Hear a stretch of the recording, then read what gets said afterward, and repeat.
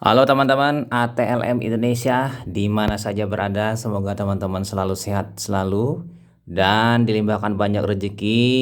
Oke ya.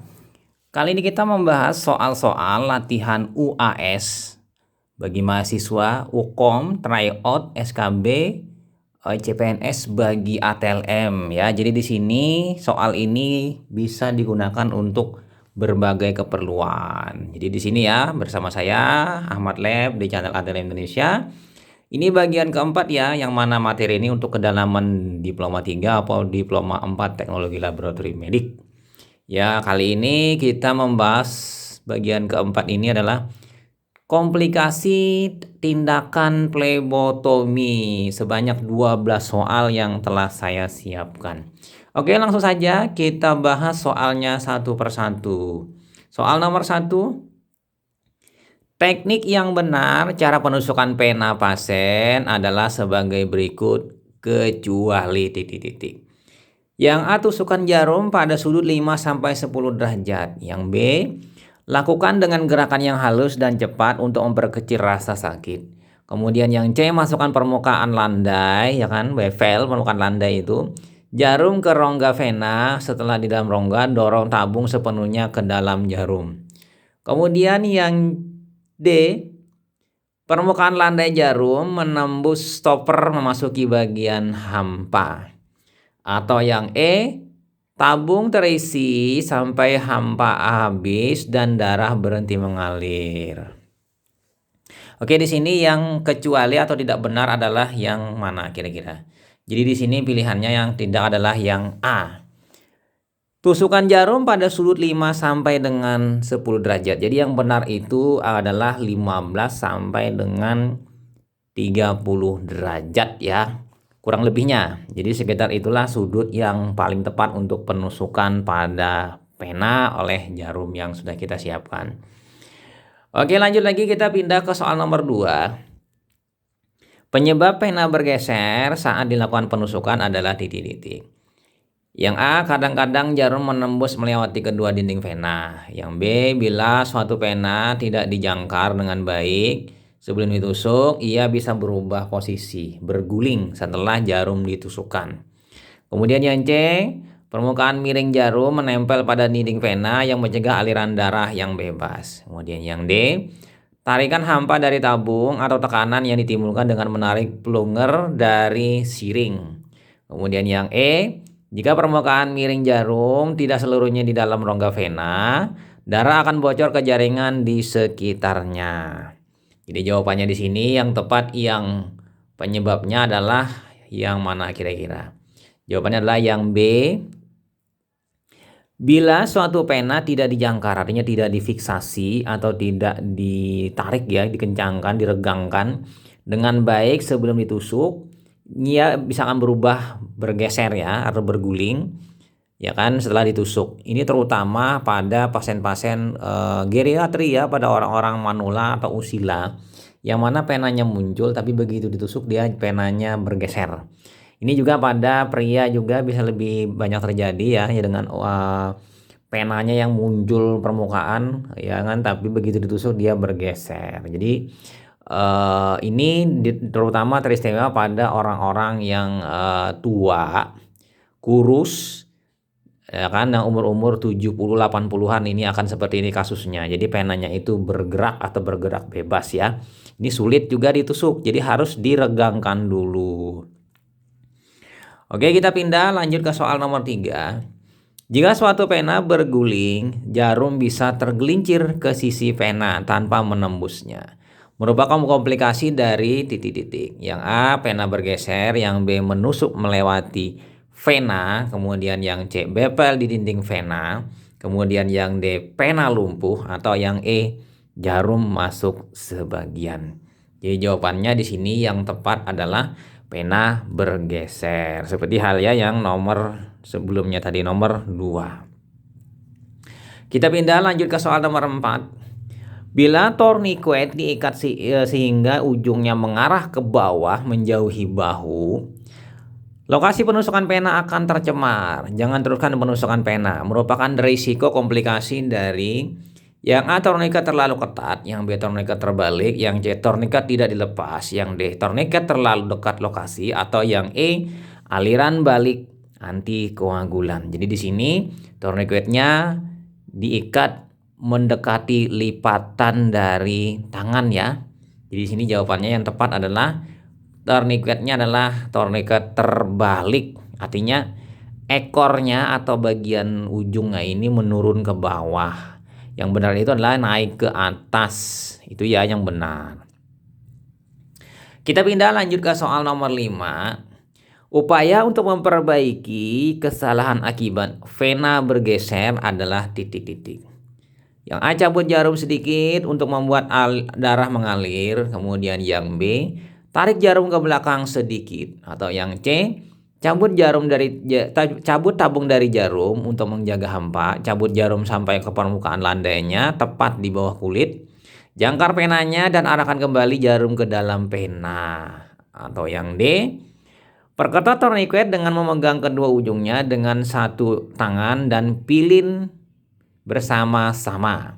Atau yang E, untuk mengembalikan aliran darah, masukkan kembali tabung sampai ke ujung dan tahan dalam posisi ini sampai tabung terisi. Jadi jawabannya di sini adalah untuk memperbaiki kesalahan akibat vena bergeser adalah yang C. Caranya, cabut dulu tabung vakumnya ya dari jarum untuk menjaga hampa vakum tidak tervakum. Kemudian cabut jarum sampai permukaan landainya, artinya dimundurkan, ditarik di permukaan, lalu penanya tadi kita kencangkan, lalu tusuk kembali. Nah, seperti itu ya kira-kira untuk upaya memperbaiki kesalahan akibat pena bergeser. Kita pindah lanjut ke soal nomor 6, masih di channel ATM Indonesia. Kegagalan melepas torniket sebelum mencabut jarum akan mempertahankan tekanan di dalam pena dan menyebabkan darah mengalir keluar dari pembuluh pena. Ini adalah akibat dari aliran balik antikoagulan. Kemudian yang B, torniket terbalik. Kemudian yang C, torniket terlalu ketat. Atau yang D, torniket terlalu dekat lokasi. Atau torniket tidak dilepas. Jadi jawabannya untuk yang nomor 6 ini adalah yang benar adalah torniket tidak dilepas. Jadi maksudnya pada saat kita sudah mengikat tadi, lalu kita tusuk, kemudian dapat. Nah, ini disarankan torniketnya dilepas. Karena dengan melepas torniket, ini akan menyebabkan ya kan pengambilan darah itu lebih bagus. Tapi kalau tidak dilepas, kemungkinan risiko darah keluar melalui pembuluh darah vena ya kan, mungkin meleleh di tangan mungkin ya, di permukaan kulit, atau juga bisa terjadi yang namanya hemokonsentrasi bila terlalu lama torniketnya tidak dilepas. Lanjut kita ke soal nomor selanjutnya, nomor 7. Berikut ini komplikasi akibat torniket terlalu ketat adalah titik-titik. Yang A, jika torniket dipasang tepat di atas lokasi penusukan pena, lokasinya akan tercemar oleh torniket. Yang B, torniket yang terlalu ketat akan menjepit dan menimbulkan kegelisahan bermakna bagi pasien. Kemudian yang C, selama penusukan pena, sarung jarum akan mendorong tabung sehingga lepas sedikit dari jarum yang menyebabkan aliran darah berhenti. Kemudian yang D, vena bisa lumpuh bila torniket diikat terlalu dekat ke daerah penusukan. Atau yang E, permukaan miring jarum menempel pada dinding vena yang mencegah aliran darah yang bebas. Jadi untuk nomor 7 ini adalah komplikasi akibat torniket yang terlalu ketat. Jadi jawabannya yang tepat adalah di sini yang B. Torniket yang terlalu ketat akan menjepit dan menimbulkan kegelisahan bermakna bagi pasien. Karena ini dari 5 opsi ini ada kata-kata yang terlalu ketat sama-sama di redaksi soal dan di redaksi jawaban. Jadi memang jawabannya adalah yang B. Kita pindah lanjut ke soal nomor 8. Cara memperbaiki kesalahan akibat menusuk melewati pena adalah titik-titik. Jadi menusuknya itu lewat dari pena. Yang A, cabut jarum sedikit untuk membuat darah mengalir. Jika tetap tidak ada aliran darah, cabut torniket, pastikan tangan pasien terbuka, cabut tabung, dan cabut jarum dari lengan pasien. Yang B, tarik jarum ke belakang sedikit. Jika tetap tidak ada aliran darah, Lepas tourniquet, pastikan tangan pasien terbuka. Cabut tabung, cabut jarum dari lengan pasien. Jadi mirip-mirip sama ya A dan B. Kemudian yang C, perketat tourniquet dengan memegang kedua ujungnya dengan satu tangan dan pilin bersama-sama. Kemudian yang D, jika Anda melihat hematoma terjadi, segera lepaskan tourniquet, pastikan tangan pasien terbuka, cabut tabung, cabut jarum dari lengan pasien. Atau yang E, untuk mengembalikan aliran darah, masukkan kembali tabung sampai ke ujung dan tahan dalam posisi ini sampai tabung terisi. Jadi di sini untuk soal nomor 8, jawabannya yang tepat itu adalah yang A. Cabut jarum sedikit untuk membuat darah mengalir dulu ya. Jika tetap tidak ada aliran darah, berarti tourniquetnya dicabut, dilepas. Pastikan tangan pasien terbuka. Cabut tabung, ya kan, supaya tetap menjaga hampa. Cabut jarum dari lengan pasien atau dari pena pasien. Oke, lanjut kita pindah ke soal nomor 9, masih di channel ATLM Indonesia. Bepel jarum di dinding pena dapat diperbaiki dengan melakukan hal sebagai berikut, kecuali yang A, tarik jarum ke belakang sedikit. Yang B, jika tetap tidak ada aliran darah, lepas tourniquet, pastikan tangan pasien terbuka, cabut tabung, dan cabut jarum dari lengan pasien. Kemudian C, hindari memutar jarum, ini bisa merusak dinding vena. Kemudian yang D, hindari merubah sudut jarum. Atau yang E, jika masih tidak ada aliran darah, cabut tourniquet, pastikan tangan pasien terbuka, cabut tabung, cabut jarum dari lengan pasien. Jadi ini kayaknya mirip-mirip ya dengan yang B dengan yang E jawabannya. Sementara di sini jawabannya yang tepat, yang bukan itu adalah yang E. Jadi di sini nomor 9 ini bisa B atau E. Jadi redaksinya kurang tepat. Seharusnya di sini yang E ini yang bukan terkait dengan yang B, karena B ini juga bagian dari upaya perbaikan untuk bepel jarum. Oke, kita pindah lanjut ke soal nomor 10. Upaya perbaikan yang harus dilakukan saat tabung lepas pada saat pengambilan darah vena adalah titik-titik. Yang A, untuk mengembalikan aliran darah, masukkan kembali tabung sampai ke ujung dan tahan dalam posisi ini sampai tabung terisi. Kemudian yang B, jika Anda melihat hematoma terjadi, segera lepaskan tourniquet, pastikan tangan pasien terbuka, cabut tabung, dan cabut jarum dari lengan pasien. Kemudian yang C, jika masih tidak ada aliran darah, cabut tourniquet, pastikan tangan pasien terbuka, cabut tabung, dan cabut jarum dari lengan pasien. Ini sama juga ya. Kemudian yang D, cabut jarum sedikit untuk membuat aliran darah mengalir. Atau yang E, tourniquet yang terlalu ketat akan menjepit dan menimbulkan kegelisahan bermakna bagi pasien. Jadi jawabannya di sini upaya untuk memperbaiki ya pada saat tabung lepas itu adalah yang tepat itu. Untuk jawaban ini adalah yang A. Untuk mengembalikan aliran darah, masukkan kembali tabung sampai ke ujung dan tahan dalam posisi ini sampai tabung terisi ya. Jadi seperti itu ya, ini karena tabungnya lepas. Jadi pastinya di sini perlu kerjasama antara tangan kanan dan tangan kiri dalam melakukan kegiatan ini. Oke, kita pindah lanjut ke soal nomor 11. Jika tourniquet dipasang tepat di atas lokasi penusukan pena, lokasinya akan tercemar oleh tourniquet. Selain itu, ini tidak memberikan plebotomis wilayah bebas yang cukup untuk bisa bekerja. Ini terjadi karena kasusnya adalah yang A, terlalu dekat ke lokasi, yang B, tourniquet terlalu dekat, yang C, tourniquet tidak dilepas, yang D, tourniquet tidak dilepas lagi, atau yang E, jarum masuk sebagian.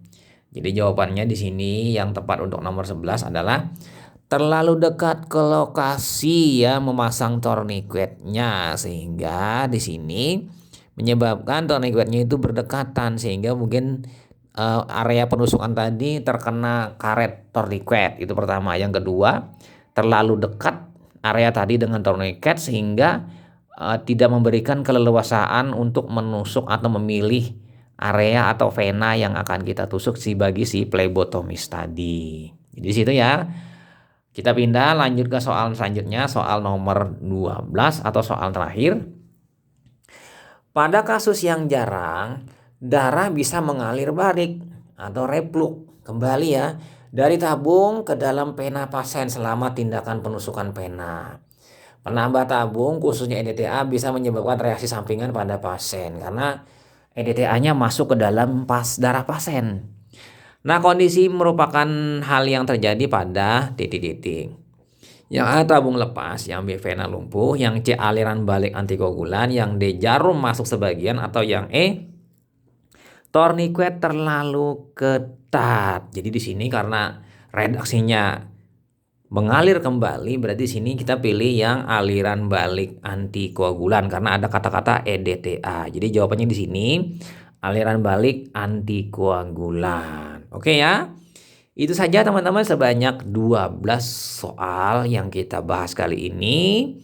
Semoga memberikan manfaat bagi teman-teman yang sedang belajar mengenai ilmu plebotomi di kampus atau yang lain-lainnya, serta yang sedang menghadapi ujian atau uji kompetensi, atau juga yang mungkin ikut SKB CPNS terkait dengan pra-analitik terkait dengan plebotomi.